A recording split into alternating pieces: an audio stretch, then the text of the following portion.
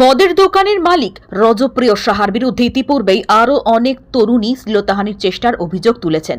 মঙ্গলবার তেমনই শিবপুরের উমেশ বন্দ্যোপাধ্যায় লেনের বাসিন্দা এক তরুণী তাকে শ্লীলতাহানির অভিযোগ তুললেন এক যুবকের বিরুদ্ধে। এদিন ওই তরুণী এই ব্যাপারে শিবপুর থানায় গিয়ে অভিযোগ দায়ের করেন।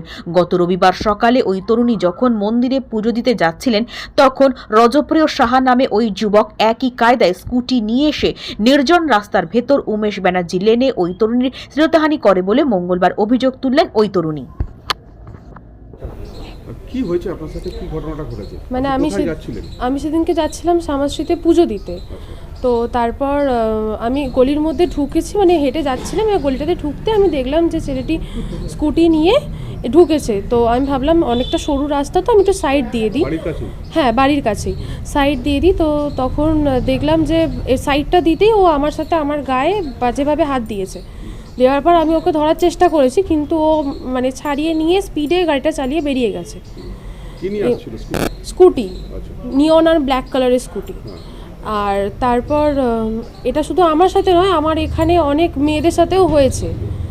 এবার আমি তারপর থেকে মানে অনেক ভয়ে আছি, মানে কোনো গাড়ি বা কোনো স্কুটি গেলে আমার নিজের মনে হচ্ছে যদি আমার গায়ে হাত দেয়, তো আমি সেটা নিয়ে খুব মানে ভয় আছি।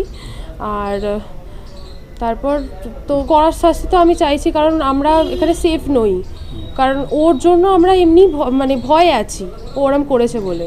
কি স্কুটি একই টেকনিক ওরম ভাবি, ইনফ্যাক্ট ওর স্কুটির পিছনের যে নাম্বার প্লেটটা ওটাও কাগজ মেরে রেখেছে, যাতে কোনো মেয়ে যদি দেখে নেয় নাম্বার প্লেটটা চট করে, বা কোনো ক্যামেরাতে যদি ধরা পড়ে তার জন্য কাগজ মেরে রেখেছে।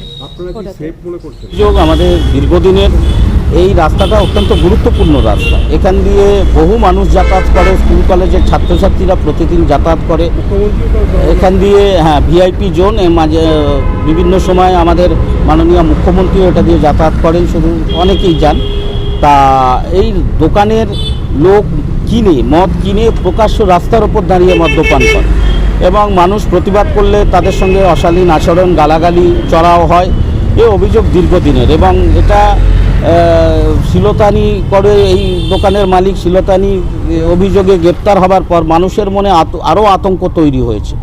তাই আমরা প্রশাসনের কাছে আবেদন করব, সাধারণ মানুষের পক্ষ থেকে আবেদন করব যে এটা যথাযথ ব্যবস্থা নিতে হবে, দোকানটা বন্ধ করতে হবে। কারণ প্রকাশ্য রাস্তার ওপর এখানে মানুষ দোকান থেকে মদ কিনে খায়, সাধারণ মানুষের এটা দীর্ঘদিনের অভিযোগ।